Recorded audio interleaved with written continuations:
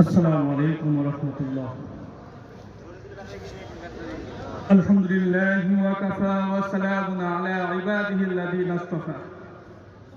أما بعد فأعوذ بالله من الشيطان الرجيم. بسم الله الرحمن الرحيم. إن الدين عند الله الإسلام. الحمد لله. আজকে বাংলাদেশ খেলাফত মজলিস থেকে বাংলাদেশের রাজশাহী বিভাগের বিভিন্ন জেলা থেকে নেতাকর্মীরা আমাদের এই ঐতিহাসিক মাদ্রাসা মাঠে উপস্থিত হয়েছেন। একটাই উদ্দেশ্য, একটাই আশা, ইম্মা শরিয়া ও ইম্মা শাহাদা। কথা বলেন ঠিক কিনা? ঠিক। বাংলার জমিনে ইসলামী খেলাফত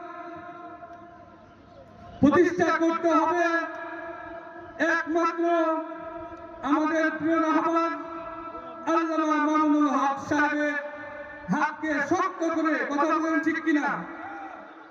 বাংলার জমিনে only one piece, শাইখুল হাদিস ইবনে শাইখুল হাদিস আল্লামা মামুনুল হক, যিনি রাজপথের সৈনিক,